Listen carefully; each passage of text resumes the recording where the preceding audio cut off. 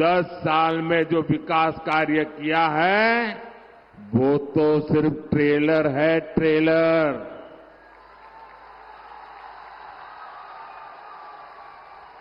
10 বছর যা হলো ওটা শুধু ट्रेलर ছিল। अभी हमें देश को बहुत आगे ले जाना है। हमें भारत को दुनिया की तीसरी बड़ी आर्थिक ताकत बनाना है। हमें गांव की 3 करोड़ बहनों को लखपति दीदी बनाना है। हमें नमो ड्रोन दीदी योजना से बहनों को ड्रोन पायलट बनाना है।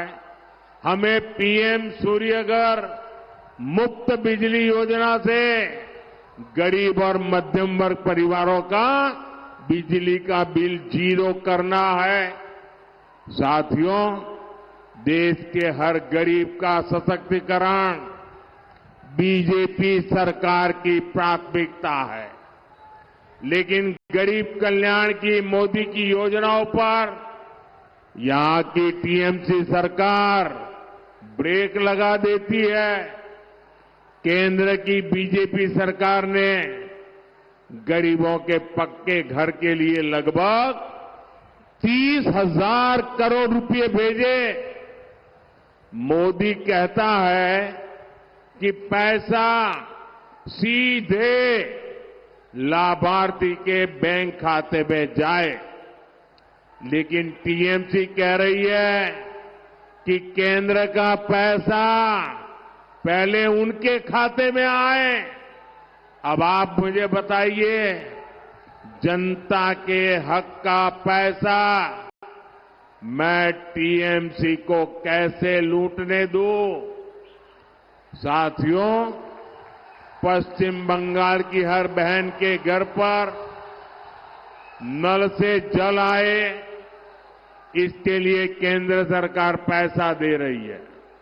लेकिन उत्तर बंगाल में नल से जल पहुंचाने वाली योजना का लाभ ठीक से नहीं मिल पा रहा।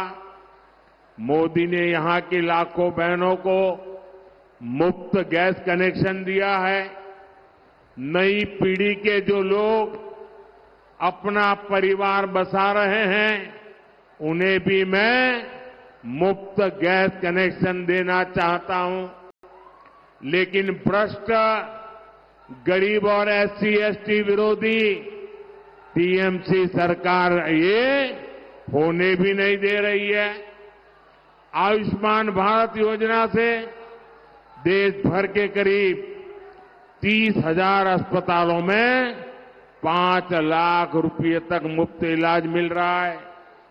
टीएमसी की गरीब विरोधी सरकार इस योजना को भी बंगाल में ये लागू ही नहीं होने दे रही है। साथियों, टीएमसी की किसान विरोधी सरकार पीएम किसान निधि में भी रोड़े अटकाती है। विदेशों में यूरिया की जो बोरी 3,000 रुपये की मिलती है, वो बीजेपी सरकार किसानों को 300 रुपये से भी कम दाम में दे रही है। लेकिन यहां इसमें भी भ्रष्टाचार हो रहा है, किसानों को परेशान किया जा रहा है। भाइयों और बहनों, यहां के चाय बागानों की समस्या किसी से छुपी नहीं है। देश में जहां भी चाय बागान है, उनमें से सबसे बुरा हाल बंगाल के चाय बागानों का है।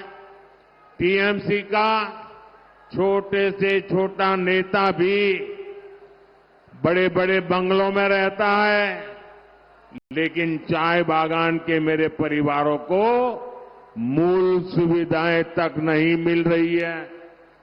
टीएमसी सरकार ने चाय बागानों को, टी इंडस्ट्री को अपने हाल पर छोड़ दिया है। बदहाली की वजह से कई बागान बंद हो गए हैं। इसलिए इस चुनाव में टीएमसी को सबक सिखाना बहुत जरूरी है। सबक सिखाओगे? टीएमसी को सबक सिखाओगे? बराबर सबक सिखाओगे? मजबूती से सबक सिखाओगे? साथियों, एक एक पोलिंग बूथ में इस बार टीएमसी की जमानत जब्त होनी चाहिए। करोगे?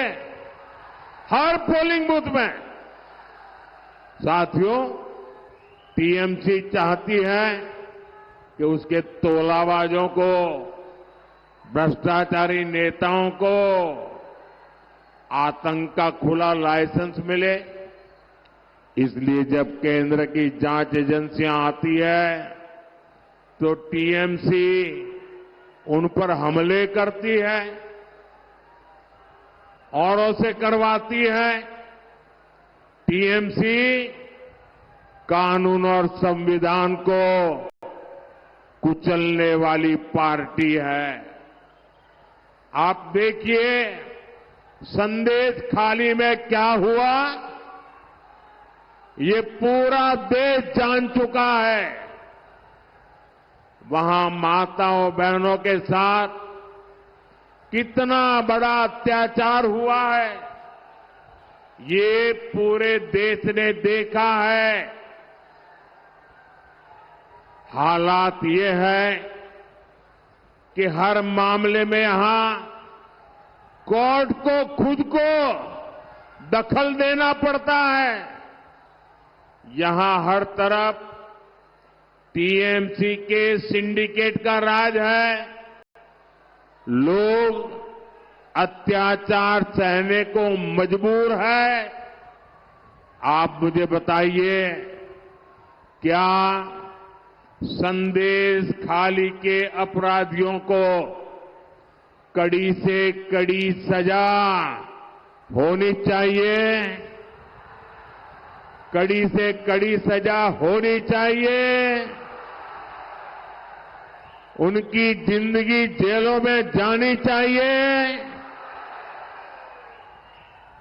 क्या राशन घोटाला और टीचर भर्ती घोटाला करने वालों को सजा मिलनी चाहिए कि नहीं? सजा मिलनी चाहिए कि नहीं? मैं आज बंगाल की धरती से गारंटी देता हूं, ये जिन लोगों ने भ्रष्टाचार करके पैसे जमा किए हैं ना, ईडी ने करीब 3,000 करोड़ रुपया उनका संपत्ति और सारी चीजें अटैच करके रखी हुई है। 3,000 करोड़ रुपया।